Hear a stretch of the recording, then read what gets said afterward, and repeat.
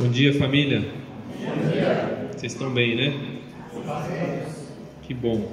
Isabela mandou um abraço para vocês. Obrigado. Ela não conseguiu vir hoje, estava chegando visita lá em casa e ela ficou lá com as crianças. Mas uma grande alegria estar com vocês, tá bom?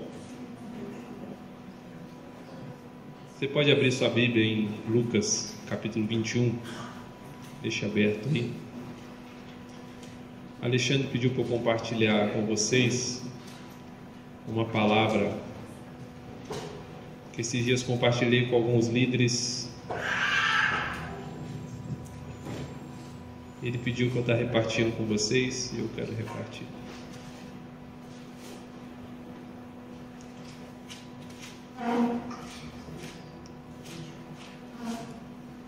Primeiro quero agradecer, o Alexandre estava agradecendo aqui, mas quero agradecer vocês por terem enviado a família lá para casa. Muito obrigado, foi um tempo que para minha família foi providencial. Na lógica era uma loucura, né? Receber 11 pessoas, eles saíram no dia 29 da minha casa, no dia 1º, eu e minha família tinha que sair de casa. Então a gente teve 2 dias para preparar a nossa casa para a gente sair, de mudança completa, né? Então na lógica humana não faz sentido, né? Mas no tempo que eles estiveram lá, eles foram muito usados para pastorear, guardar o nosso coração nesse momento que é um momento de dor, uma dor boa, de saudade de quem estava sendo arrancado, né? Das suas raízes, e aí a gente se sentiu muito cuidado na nossa alma, né? Era gostoso chegar em casa depois de uma despedida, tivemos várias despedidas, né? E chegar em casa e ainda ter um ambiente de amigos, saber o que queria acontecer no próximo passo. E eu agradeço a vocês, a igreja local, que enviaram essa família. Muito obrigado, tá bom? Hoje eu quero compartilhar com vocês, queridos, uma coisa que Deus tem falado muito no meu coração, que é sobre processos. Não um processo criminal, tá, Cindy? Hoje você está de folga, tá? Mas os processos na vida, ok? Você está vivendo algum processo na sua vida? Não? Acho que todos nós, né? E é verdade que todo mundo gosta do começo e do final, mas o meio, por vezes, é complicado. É no meio que a coisa dificulta, é no meio que a gente se perde, porque é no meio que tem o sofrimento, é no meio que tem a angústia, é no meio que tem frustração, é no meio que a nossa esperança ela é frustrada. Então o meio ela apresenta o desafio para nós. Mas você gostando ou não de processo, não muda a realidade que os processos estão aí. É isso ou não?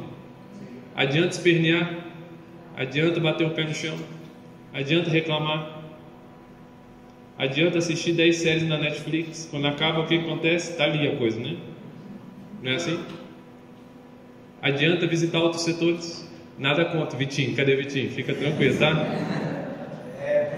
Calma. Quando voltar, vai estar lá. Não é isso? Porque o processo, queridos, às vezes a gente coloca como um inimigo a ser vencido. Só que deixa eu contar uma coisa para vocês. Quem instituiu o processo na nossa vida foi Deus. Então bora ser inteligente, né? Vamos parar de lutar contra Deus. Amém? Não? Amém. Então, vencendo já essa etapa de que o processo está aí para ser vivido, nós precisamos desenvolver em nós um coração que ama o processo. Nós precisamos de um coração que deseja o processo, que conhece o processo. Porque senão nós não vamos resistir. Porque senão nós vamos desfalecer. E desfalecer não é só você morrer. Desfalecer é você desistir de viver na plenitude daquilo que Deus pediu para você viver hoje. Amém? Dá o exemplo do casamento. Tem gente que acha que um casamento acaba só quando tem um divórcio. Não é verdade. Você sabe que não é isso. O casamento pode ter acabado e a pessoa está vivendo junto 50 anos. Só que ela desistiu do processo de viver tudo que ela pode viver naquele casamento. E ela decide viver ali com força de 30%. durante 50 anos. Estão me entendendo? Amém? Então nós precisamos de um coração convertido ao processo. E eu quero conversar um pouco com vocês. É lógico que quando a gente conversa sobre essas coisas, querendo ou não, a gente começa a pensar na nossa saúde mental, saúde emocional. Deixa eu ensinar uma coisa para vocês muito importante, que é muito válida para os nossos dias atuais. Há anos atrás, a gente tinha um apelo muito grande à prosperidade financeira. É assim ou não? Há muito tempo atrás. A coisa continua, mas a coisa tem uma roupagem nova hoje. A roupagem é da prosperidade financeira, mas ela vem com uma roupagem agora de prosperidade emocional. Já viram isso? Tudo é para você estar bem. Você precisa estar bem, você precisa se sentir bem. É por isso que é tão falado hoje sobre amizades tóxicas. Meu pai é tóxico, meu patrão é tóxico. Porque a finalidade final que está sendo vendido para nós é que nós temos que ter agora em primeiro lugar o quê? Nosso bem-estar. Eu preciso me sentir bem. É uma prosperidade emocional. E isso entrou no meio da igreja. Se eu vou para algum lugar, aquele lugar é bom se eu me sinto bem. Só que isso é uma loucura. É uma mentira e é uma loucura. Você pensa comigo, nós temos aí... Vocês já viram aquele filminho Divertidamente? Quem já viu aquele filme Divertidamente? É muito bom, né? Ali ele fala de 5 sentimentos, né? 5 emoções. Na verdade são 4 que são as primárias, né? A gente tem alegria, nós temos tristeza, nós temos a repulsa, né? Que é o nojo, e tem o medo. São as 4 emoções primárias. Quem deu essas emoções para você? Foi o diabo, não? Foi Deus que deu as emoções para nós. Está olhando aqui, né? As 4. Das 4, 3 geram em nós sentimentos desagradáveis. Só uma gera sentimento agradável. Se você é uma pessoa que faz o cálculo do seu dia baseado no agradável e desagradável, só na razão de ter 4, de 3 é desagradável e 1 é agradável, como é que vai ser a maioria dos seus dias? Desagradável. Mas se você faz a matemática para saber se o seu dia foi bom com agradável e desagradável, sua vida é uma droga. Concorda comigo? O Evangelho não fala sobre prosperidade emocional. O Evangelho nos leva a um momento de glórias a Deus, de sentido de sacrifício. O Evangelho nos leva a um sentido, a um movimento do porquê sofrer. Inclusive no sofrimento nós encontramos alegria e descanso. O Evangelho nos dá propósito. Por isso que Paulo fala que todas as coisas cooperam para o bem daqueles que amam a Deus, as agradáveis e desagradáveis. Aleluia. Então quando nós olhamos para o processo, é muito comum a gente começar a olhar para o que a gente está sentindo. Porque no processo a gente tem angústia, no processo a gente tem dúvida, no processo a gente tem espera, e os nossos sentimentos eles se mexem. E assim, de forma natural, quando a gente está falando de sentimento, é muito comum, até na motricidade, né, que é o estudo do comportamento humano, do movimento, é muito comum a gente começar a olhar para baixo. Quando você está triste, não é isso? O que acontece com a sua cabeça quando você vai entristecendo? Sua cabeça não vai abaixando? Não é assim? Você vai abaixando, vai abaixando. Chegou a hora que o queixo já para porque não vai mais. Quando a gente fala de sentimentos, é muito comum a pessoa tentar encontrar a solução olhando para si mesmo. De abaixar a cabeça, de fazer isso. E aí nisso, quando a gente está numa crise conosco mesmo, nossa emoção, no sofrimento e tristeza e outras coisas, a gente quer olhar para nós, se aconteceu alguma coisa em nós, a gente quer olhar para o nosso passado, entrar numa justificativa, e a gente quer ficar repensando os nossos relacionamentos, olhando para nós e olhando para as nossas carências, nossos excessos, a gente quer fazer isso. Esse não é o caminho. Nós, como povo de Deus, nós não precisamos mais abaixar as nossas cabeças para procurar uma solução em nós, terreno. E a minha oração é para que nessa manhã, enquanto a gente medita sobre esse tema, é para que Deus levante as nossas cabeças. Porque nós temos uma referência de verdade que não está em nós. Abre a Bíblia em Lucas 21, vocês já abriram?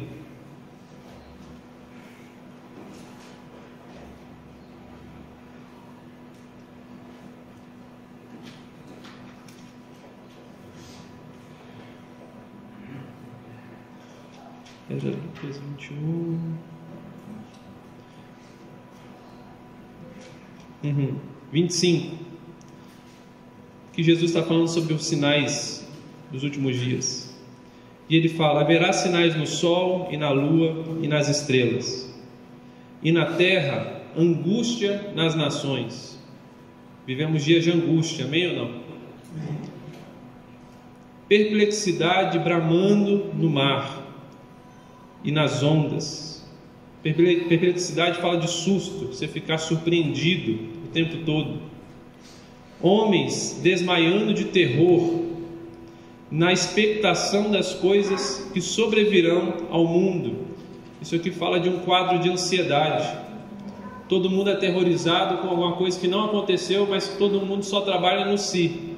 E se eu perder o emprego? E se aquele governo ganhar? E se? O povo viva aterrorizado, preso no futuro e sem energia para viver o presente. É essa a nossa realidade, não?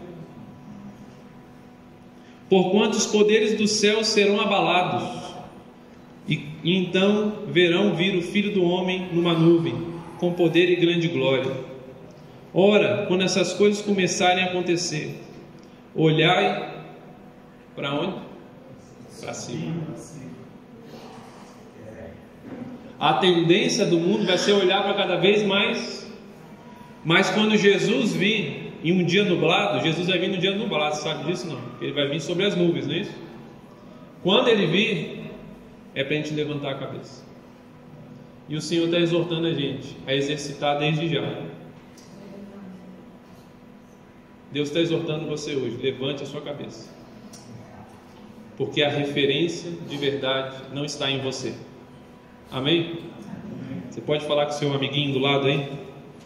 A referência de verdade não está em você. Um coração que ama o processo, queridos, ele só pode ser verdade em nós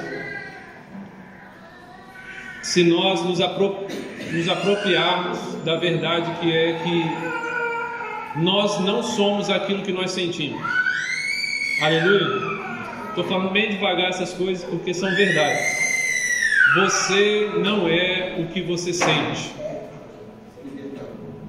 Isso destrói as correntes. Você não é o que você sente. Você não é a somatória dos seus traumas. Aleluia ou não? Você não é a equação dos acertos e erros dos seus pais. Você não é a expectativa do acerto da igreja local que você pertence. Aleluia ou não? Amém. Nós somos pecadores salvos pela graça de Deus, unidos a Cristo no sacrifício de Jesus. Nós não temos mais dificuldade de diferenciar tentação de identidade.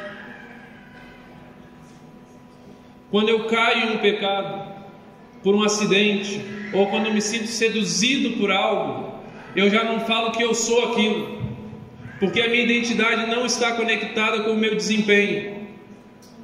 A minha identidade está unida com o sacrifício de Jesus. Amém? Amém. Eu não sou o que eu sinto. Você não é o que você sente. Nós somos o que Cristo estabeleceu que nós sejamos. E nós somos a imagem e semelhança de Jesus. Amém, queridos? Um coração para amar o processo precisa estar sólido nessa verdade. Esse é o nosso chão, essa é a nossa identidade. Deixa Deus ministrar seu coração nisso. Deixa eu contar um exemplo para vocês.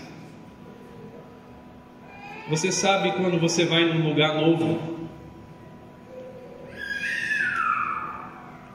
você vai em um lugar novo e você está de carro. Esses dias foi bem difícil para mim esse primeiro mês, porque eu não estou acostumado com essa coisa de ficar dirigindo longas distâncias para ir em lugares perto.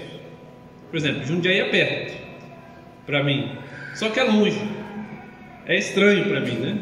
Porque a casa de vocês para mim é perto, mas eu entro no carro, precisa ficar 50 minutos no carro. Ainda não entrou isso na minha cabeça. E eu não conheço as ruas. Eu fico com aquele trem, aquele negócio de GPS. E aquilo me dá angústia. Porque eu estou na rodovia, de repente meu telefone toca e a primeira coisa que eu falo assim: meu Deus, quem está me ligando? Está me atrapalhando, porque o negócio some. Então coisas normais geram angústias para mim, porque eu não estou... E sabe quando você vai num lugar novo? Você tem um compromisso, uma consulta, e você está indo para aquele lugar, e você está angustiado, você fala: meu Deus, será que eu vou me atrasar? E um carro fala: ai, olha só, me atrasando. E de repente você chega num lugar, deu certo. Aí na volta você entra no carro, e de repente você chega em casa, você fala: nossa, foi muito mais rápido para voltar. Mesmo carro, mesmo caminho, mesmo trânsito, mesmo motorista, mesma velocidade, mas nossa, foi muito mais rápido. O que mudou da ida para a volta? Foi o caminho? Foi o carro? Foi o seu relacionamento com o processo? Foi o seu relacionamento com o caminho? Na ida você tinha menos conhecimento com o caminho. Na ida você tinha menos experiência com o caminho.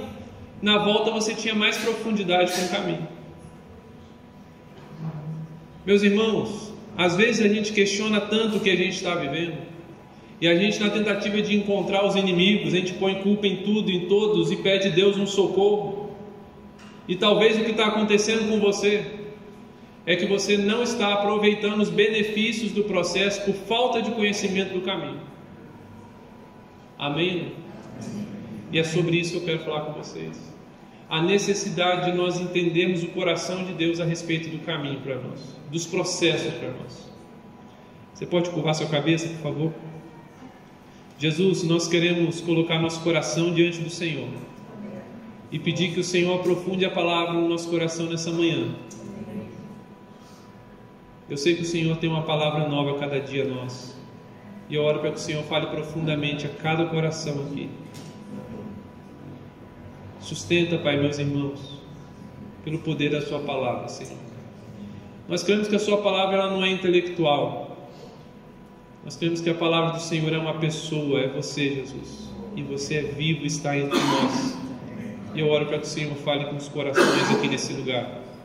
Fala com o meu coração, Pai, nessa manhã, em nome de Jesus, amém. Abre sua Bíblia em João 14.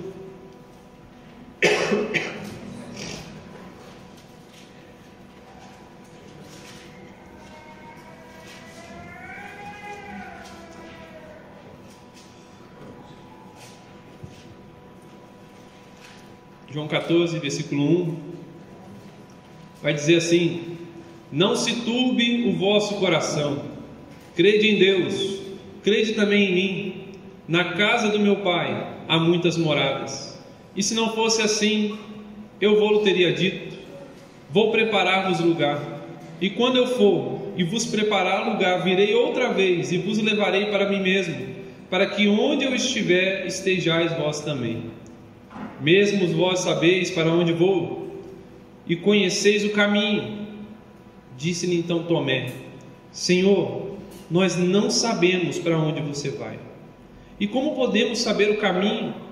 Disse Jesus: eu sou o caminho, e a verdade, e a vida. Ninguém vem ao Pai senão por mim. Se vós me conheceis a mim, também conhecereis ao meu Pai. E já desde agora o conheceis e tendes visto. Queridos, primeira verdade sobre o processo: Jesus é o caminho. Às vezes a gente lê um texto, muitas vezes, e infelizmente, por repetir muitas vezes o texto, esse texto fica batido na nossa cabeça. Batido no sentido assim: eu já sei. Mas eu quero que você pare e pense nessa resposta que Jesus deu a Tomé. os discípulos estavam recebendo uma notícia muito dura. Jesus estava voltando para o Pai, ia deixar os discípulos, e de repente Jesus fala assim: tem um caminho. E Tomé, muito sincero, né? O pessoal chama ele de incrédulo, mas era sincero. Ele falava só o que todo mundo estava pensando, mas não tinha coragem de falar. Ele falava: não conhecemos o caminho, como que eu vou chegar? E Jesus vira para ele e fala: eu sou o caminho. Jesus estava anunciando o processo de espera mais doloroso na vida daqueles homens. E a segurança e a cura que Jesus decidiu expressar naquele momento foi com essa frase: eu sou o caminho. Meus irmãos, um coração que ama o processo precisa ter a certeza que o caminho, o processo, é o próprio Jesus. Sem duvidar. Certeza. Eu não sei o que você está esperando. Alguém está esperando alguma coisa aqui esses dias? Eu estou. Essa mão aqui não é simbólica. Você está esperando alguma coisa? Se quiser levantar os pés também, fica à vontade. Talvez você está esperando um casamento. Talvez você está esperando o casamento dos seus filhos. Talvez você está esperando coisas relacionadas à vida profissional. Talvez você está esperando uma decisão de qual caminho profissional você vai seguir. Talvez você está esperando um renovo nos seus relacionamentos. Talvez você está na expectativa de ver algo que Deus colocou no seu coração, só que não aconteceu ainda. Porque existe esse embate na vida do profeta. Não existe isso? Deus dá uma visão para a gente, e a gente está vendo o que é para acontecer, mas nunca está acontecendo hoje. Se você ler atentamente a vida dos profetas, todos eles em algum momento vai chegar em algo parecido com depressão. Porque é uma tensão para nós. A gente vê o que é para ser, mas nunca está acontecendo aqui. É um momento de espera, é um processo. Deus está falando com você hoje. Eu sou esse processo. Descansa. Querido, no reino de Deus, o caminho faz parte da chegada. É isso que Deus está ministrando no seu coração. No reino de Deus, o caminho, o processo, ele faz parte de chegar. Tem gente que vira para mim e fala assim: poxa Deus, eu amo viajar. Ah, tá bom, então vamos viajar comigo, tal dia, vamos viajar. Aí quando eu vou viajar com a pessoa, eu pensei que a pessoa não ama viajar, ela ama chegar. Porque todo o processo é uma coisa terrível. Ai, eu odeio arrumar mala. Ai, meu Deus do céu. Eu não gosto de arrumar mala, tá, gente? Ai, nossa. Aí vai, de carro, nossa, pelo amor de Deus, quanto buraco. Pai, tá chegando? Isso. Quanto falta? Tem viagem que eu fiz lá com minhas filhas, que eram 5 dias de viagem. 5 dias minha filha falando: pai, chegou? Eu preparado para viajar 5 dias de carro. 15 minutos que eu saí, não tinha nem chegado em Nicoadala. A Alice começou, chegou, quando ela falou primeiro chegou, me deu um calafrio. Eu falei: meu Deus, sustenta, Senhor. Tem amigo que passa mal no carro. Tem isso também. Passa mal, vomita. Sou eu, tá falando de mim. É terrível todo o processo. Um dos lugares de maior tensão do mundo são os lugares de transporte, queridos. É rodoviária, é aeroporto, qualquer lugar que seja para transporte. As pessoas entram num estado de sofrimento terrível, porque elas não têm a revelação de que elas podem viver o processo de todo o coração. O seu coração é facilmente enganado de que a sua esperança e deleite está sempre na chegada. Mas Jesus vira para você e fala hoje: eu sou o caminho. Se você está em obediência, querido, nesse caminho, nesse processo, descanse, porque você já chegou. Meus irmãos, eu tenho sonhos, tá? Deixa eu falar com vocês, eu tenho sonhos. Não é que eu estou aqui assim, não. Eu não sou sonhador. Eu sou muito sonhador. Segundo a minha esposa, sou demais. Mas ela precisaria estar aqui, né? Eu quero ver minhas filhas casar. Eu me vejo entrando com minhas filhas, casando elas. Eu penso nos meus netos. Eu penso de uma realidade da igreja, daquelas que o Senhor tem me dado o privilégio de caminhar junto. Eu tenho desejos profundos que eu gostaria de ver em vida.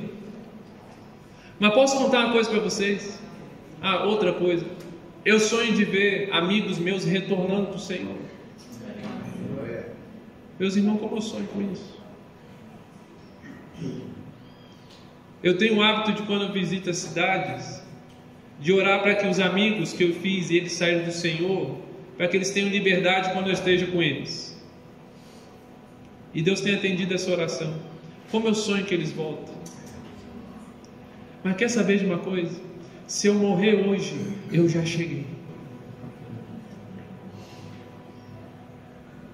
Já cheguei.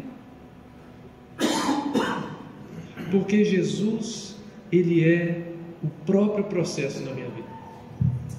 Amém ou não? Será que você pode deixar Deus ministrar isso no seu coração? Outro ponto é que o caminho, o processo, é um lugar para a gente ganhar profundidade.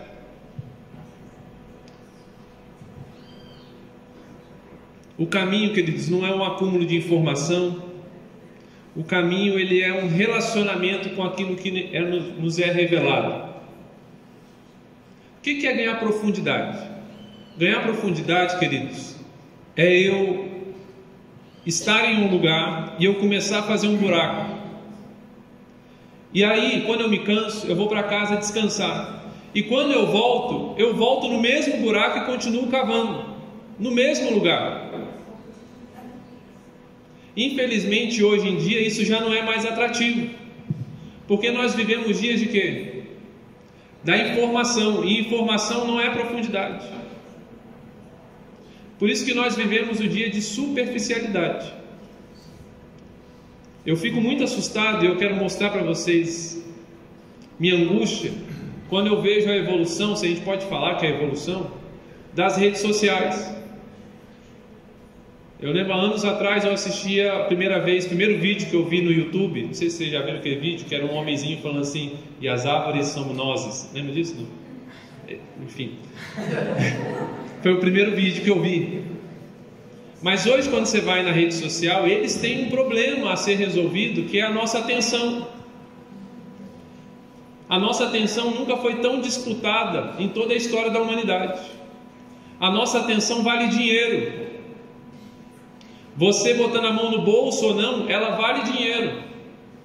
E eles não estão nem aí para como Deus criou para você usar a sua atenção. E eles estão fazendo de uma forma que a nossa atenção está sendo destruída.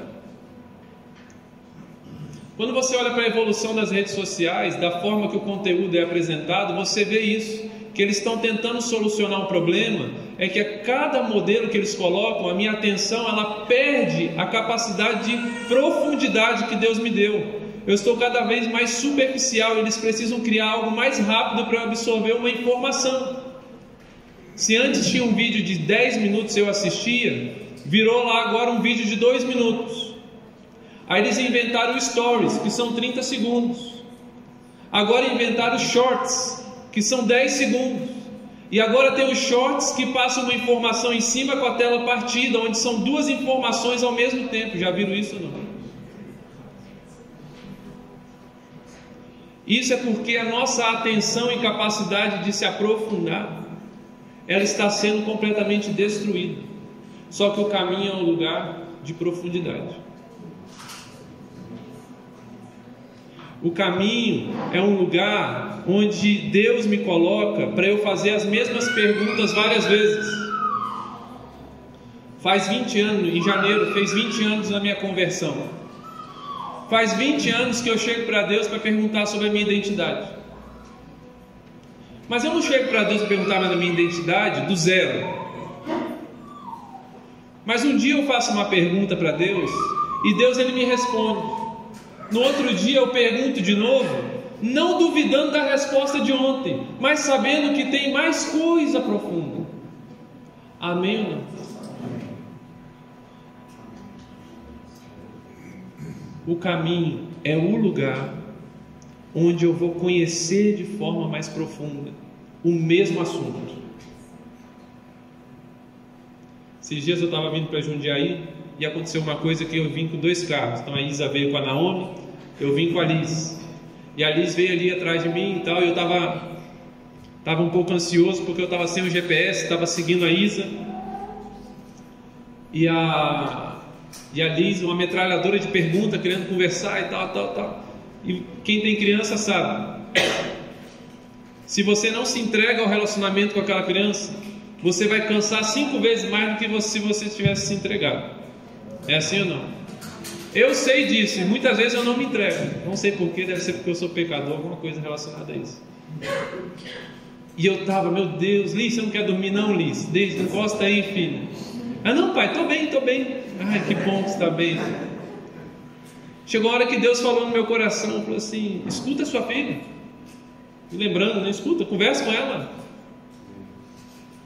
E aí ela começou a fazer umas perguntas tão inteligentes, cara. Ela falou assim: pai, você aprendeu a andar sozinho? Aqui na cidade já? Eu falei: não, filho. Ué, você está andando sem GPS? GPS. Eu tenho um motivo de oração aqui, que minha filha está virando paulista já. Esses dias ela me encontrou na porta de casa, um parênteses, tá, gente? Me encontrou na porta de casa lá e falou: pai, os meninos estão na piscina. Eu: é mesmo, filho, que legal. Ela: ô louco, velho. E saiu. Fiquei olhando assim: o que é isso, gente? Mas não parece um caminho sem volta, né? É um processo, né? Vai aprofundar, mas o buraco é mais embaixo, né? Mas aí ela começou a fazer umas perguntas tão inteligentes. E quando eu cheguei lá no setor retiro, eu olhei para ela e eu percebi que eu estava amando mais minha filha. Mas não era aquele amor social, né? Sabe qual que é o amor social? Eu sou pai e eu tenho que amar ela, né? Não era um amor de sobrevivência. Eu alimento porque senão ela morre. Não era um amor de aparência. Se eu não amar ela, eu vou ser mal falado. Era um amor profundo de conhecimento, porque eu conhecia uma coisinha a mais que eu não tinha percebido nela. Talvez seu relacionamento está tão conturbado, o sofrimento está tão grande, porque ele não está produzindo profundidade de conhecimento a Deus. E Deus está exortando seu coração hoje. Amém?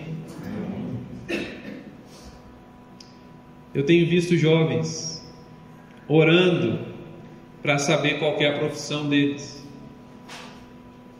saber como é que vai ser a carreira, mas infelizmente eu percebo que eles não estão querendo saber qual que vai ser a profissão deles para se aprofundar em Deus.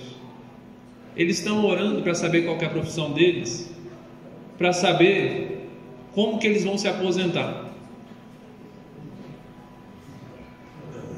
Isso é um mau relacionamento com o processo. Não é para ser assim. Você não precisa viver com uma expectativa de futuro. Eu tenho visto pais perderem todas as etapas de desenvolvimento dos seus filhos, assim como se estivesse escorrendo entre os dedos, porque sempre fica com uma expectativa de que daqui 5 anos vai ser mais leve para eles. Já viram isso, não? Nossa, veja a hora dessa criança andar. Pelo amor de Deus, não aguento mais correr atrás dessa criança. Pelo amor de Deus.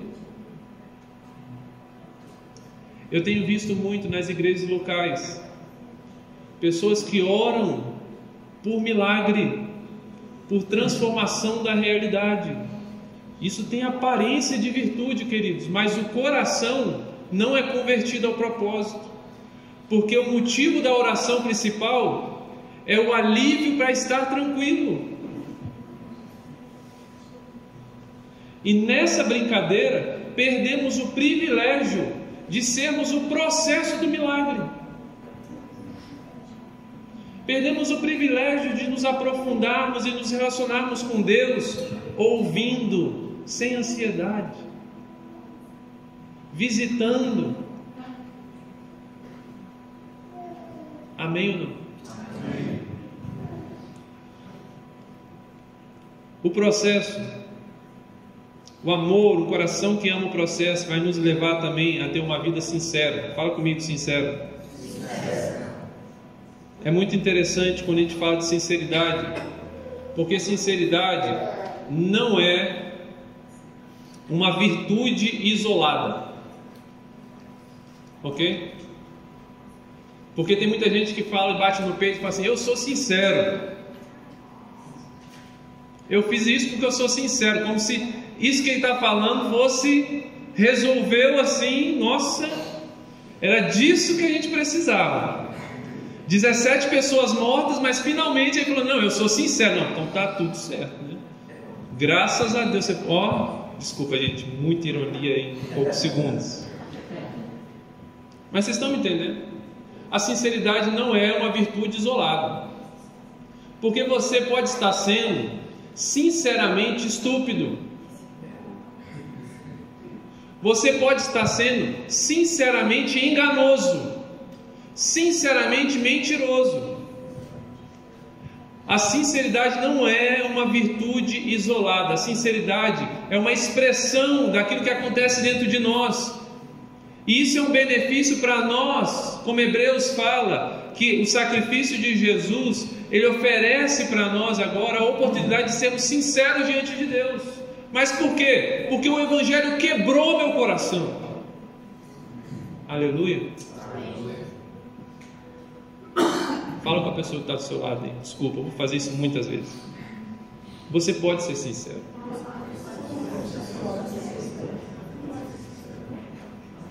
E melhor ainda, no caminho, no processo, você pode ser sincero, desde que a cruz de Cristo te quebre.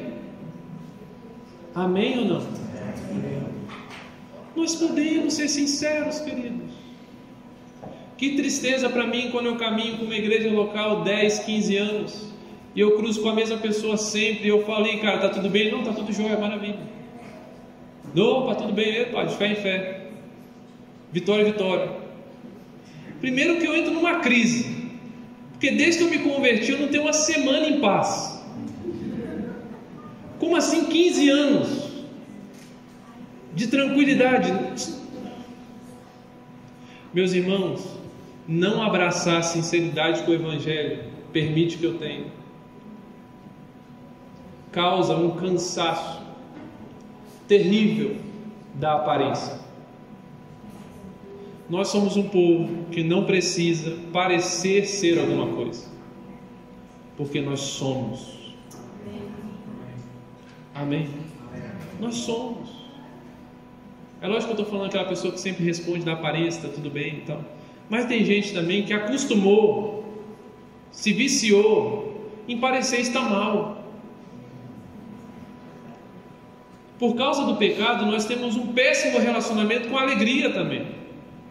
Tem gente que não dá um braço a torcer para estar feliz. Para! Em Cristo nós somos bem-aventurados. Aleluia! Aleluia! Então para com essa coisa de 20 anos não se permitir mostrar estar feliz. É sempre aquela coisa: ai, não, mas tá difícil. Não. Você pode ser sincero, porque o seu coração foi quebrado pela cruz. E você não precisa mais se apoiar na aparência. Será que você pode deixar Deus ministrar seu coração nisso? Você não precisa parecer ser. Deixa eu dar uma dica para vocês, quando vocês forem abrir os corações no discipulado, ok? Quando a gente vai falar no discipulado uns com os outros, você sempre vai ter duas opções: ou você vai falar para ser conhecido, ou você vai falar para ser entendido, ok? Se você sempre escolher falar para ser entendido, eu vou te adiantar, é terrível. Por isso que a pessoa, quando está extremamente angustiada em uma comunidade, ela fala assim: ninguém me entende. Já ouviu isso? Ninguém me entende. Sabe por que ninguém te entende? Porque nem você se entende. Ou você se entende? Tem dia que eu olho para a Isabela lá na sala e falo assim: poxa, eu estou com vontade de comer uma coisa. Ela: o que você quer? Não sei. Nem o que comer eu sei que eu quero. E se a gente entra numa tentativa de querer explicar o que eu não sei, quando você sentar com alguém, fale para ser conhecido. Fale para ser conhecido. Esses dias eu estava sentado com um irmão mais velho, tem pastoreado meu coração. Eu estava contando uma coisa do dia a dia. Que alegria, queridos, é poder ser sincero.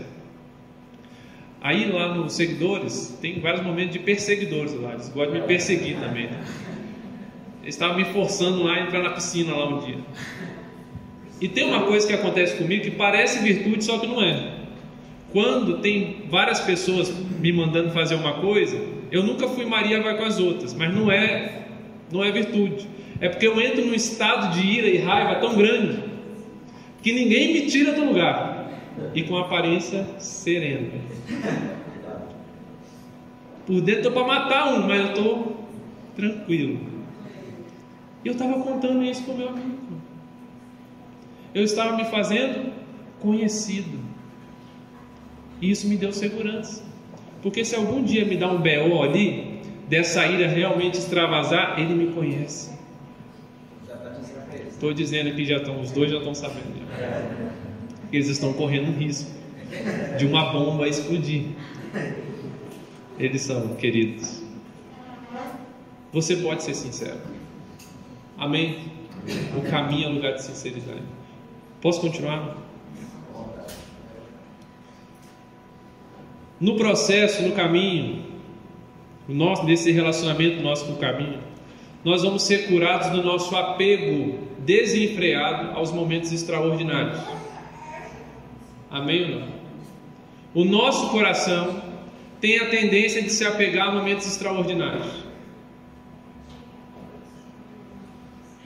Só que, querido, se a gente coloca numa estatística de 100%, talvez 97% da vida é ordinária. Só que a gente deposita toda a nossa alegria, a nossa esperança a momentos extraordinários. Isso é errado, e Deus quer curar seu coração. Quando os evangelhos falam, lá em João fala, Jesus dizendo: eu venci o mundo. Isso é realidade, isso é verdade. Mas Jesus, ele não venceu o mundo em um ato na cruz. Ele venceu o mundo nascendo numa manjedoura. Ele nasceu o mundo brincando com seus amigos. Ele venceu o mundo comendo em uma mesa. Ele venceu o mundo pregando para 1, para 12, para 5 mil. Ele venceu o mundo viajando. Ele venceu o mundo quando ele foi maldito por coisas que ele não era. Ele venceu o mundo quando ele foi elogiado. Difícil, hein? Provérbios fala que no elogio nós somos provados. Ele venceu. Ele venceu. Queridos, todas as vezes que o nosso coração é convertido aos momentos ordinários, eles se tornam extraordinários. João, uma das coisas que mais me alegrou nessa volta para casa foi um dia, logo no início, estava sentado na mesa. Aí o Isaac de Dayatuba foi fazer uma coisa lá na chácara. Aí eu fiz um café com a Isa e ele sentou lá para tomar um café. Aí nisso o Oswaldo Gomes estava descendo assim, falou: cheiro de café. Entrou em casa, sentou. Eu falei: obrigado, Jesus. Que maravilha. Que maravilha ter amigos que têm acesso. E isso é por causa da graça de Deus. Um momento ordinário. Quantas vezes vocês, na repetição dos seus dias, do seu trabalho, ou de situações ruins, no auge da sua frustração, falou assim: poxa Deus, de novo? Já falou isso? De novo. Esse de novo é um sintoma de um coração que está esperando uma libertação em algo que vai acontecer e não reconhece que a sua esperança e deleite já aconteceu. quando na verdade na nossa boca, quando a gente vê algo que está se repetindo, nós devemos falar: é novo, e não de novo. Porque em Cristo todas as coisas se fazem novas a cada dia. Amém? Que o nosso coração se desgrude de uma expectativa de futuro, e que nós possamos viver de todo o coração com uma realidade de presente, de salvação. Por último, o caminho, ele vai trazer para nós uma consciência de vida eterna. Amém? Nós precisamos, queridos, de todo o nosso coração, desenvolver uma consciência de vida eterna. Infelizmente, nós somos tentados a pensar que a nossa origem é a terra e o nosso destino é o céu. Já viram isso? Tem gente que acha que a nossa origem é a terra e o nosso destino é o céu. Eu me converti, estou aqui na terra, mas minha linha de chegada é o céu. Não é assim. A minha origem é o céu. O meu destino já é hoje. Eu já estou aqui vivendo a minha vida eterna. Primeiro problema do pensamento primeiro que eu coloquei, de pensar que minha origem é a terra, é que toda a carência que eu tenho, eu tento preencher com as coisas da terra. Tudo que me falta, toda a angústia, toda a frustração, o meu socorro, que eu deleito o meu coração, é aqui na terra. E isso é um problema grave. Vocês já tiveram a experiência de ver uma cisterna? Sabe o que é uma cisterna? Uma cisterna é como se fosse uma caixa d'água muito grande, não é isso? Que pode abastecer uma casa durante muito tempo. Mas todos nós sabemos que a cisterna, ela não tem vida em si mesma. A água, uma hora, ela vai acabar. Quantos de vocês sabem o que é um poço? Um poço é uma fonte de água que tem vida em si mesmo. Ela gera água. E a esperança de um poço é que nunca vai acabar. Com essas duas figuras eu faço uma pergunta para vocês. Aonde vocês estão deleitando a fome e a sede de vocês, nesse lugar do caminho que vocês estão hoje? Na cisterna ou no poço? Porque deixa eu contar uma coisa para vocês: família não é poço, família é cisterna. Amém ou não? Se você quiser aí se relacionar aí com seu marido, seus filhos, me dá um frio na espinha quando eu escuto uma mãe falar assim para mim: eu tive essa filha porque era meu sonho ter essa criança, estou realizando meu sonho. Eu falo: meu Deus do céu, isso é cisterna.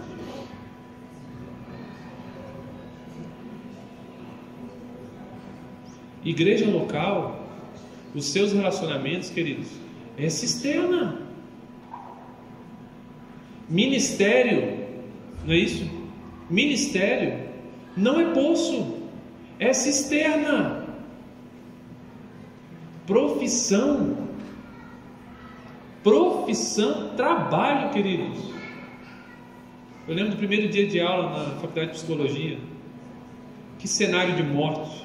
Metade dos alunos falando assim: eu estou aqui nesse curso para descobrir quem eu sou. O que é isso? Profissão é cisterna. O único poço que nós temos na nossa vida, que é quando todo o meu desejo de verdade, todo o meu desejo de bondade, todo o meu desejo de beleza encontra o desejado do meu coração, que é Cristo. Amém ou não? Agora, tem problema ter cisterna na vida? Eu digo para vocês: não. O problema é você tratar a cisterna como poço.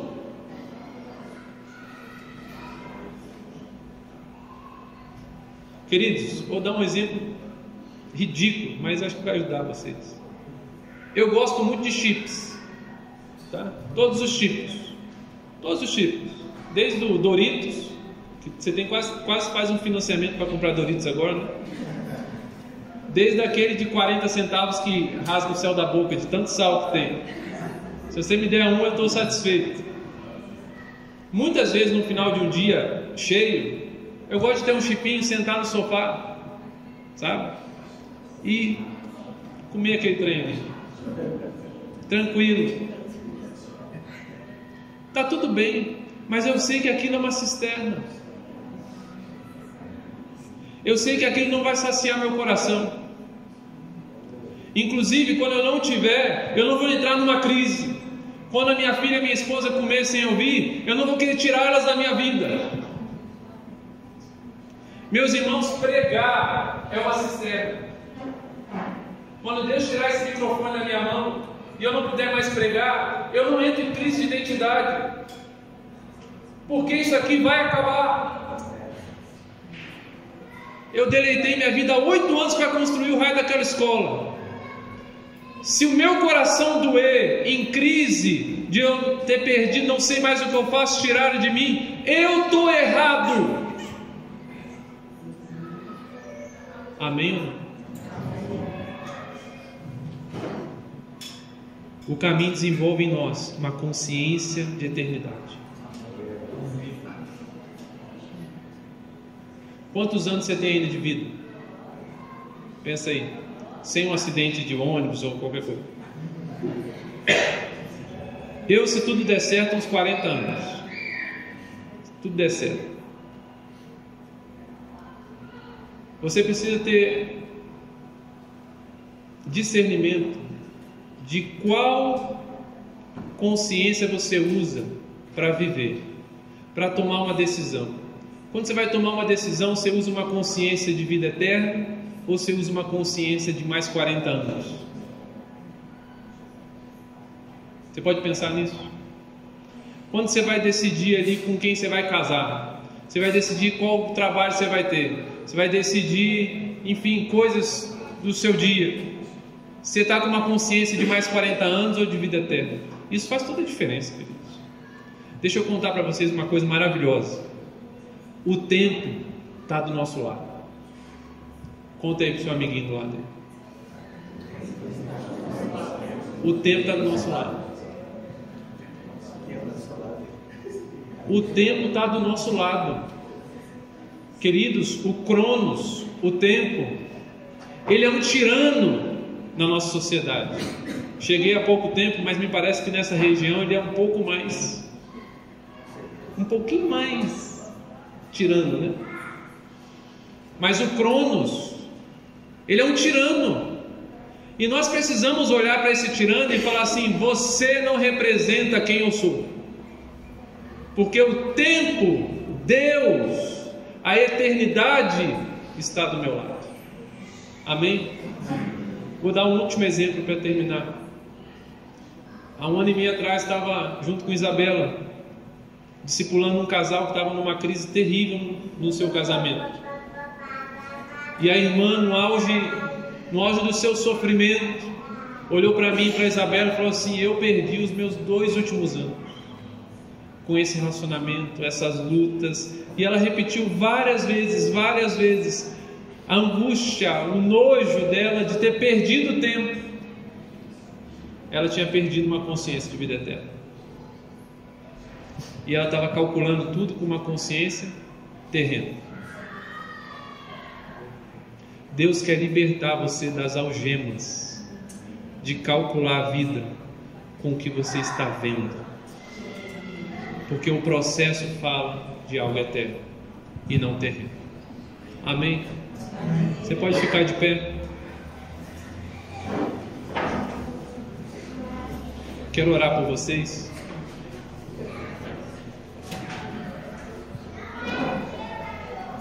Senhor Jesus,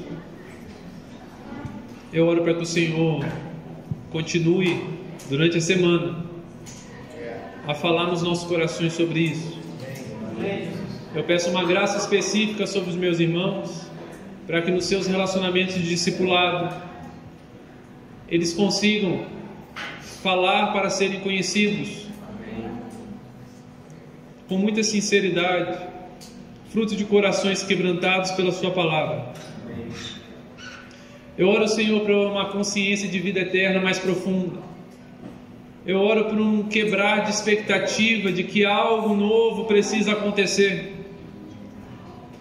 Endireita, Senhor, nosso coração para vermos o que o Senhor está fazendo e nos lançarmos sabendo que o Senhor é o próprio caminho, nos lançarmos sabendo que estamos entrando na Sua palavra, e que nós possamos ter cada vez mais no nosso coração propósito, Senhor, um propósito que traz descanso, um propósito que traz leveza em meio à crise, em meio à tempestade. Eu oro para que o Senhor abrace meus irmãos com essa palavra nesse dia, com encorajamento e com verdade, Senhor. Obrigado porque o Senhor é um Deus que nunca deixa os seus filhos sem direção, nunca deixa os seus filhos desorientados. Obrigado, Senhor. Obrigado, Jesus. Nós louvamos o Teu nome e declaramos todo o nosso amor pelo Senhor. Nós te amamos, Jesus. Nós amamos o caminho que o Senhor preparou para nós. Não existe outro caminho que nós queremos seguir, Senhor. Não existe outro caminho, Jesus. Nós te amamos, nós te adoramos, Jesus. E é no Teu nome que nós oramos. Amém. Amém.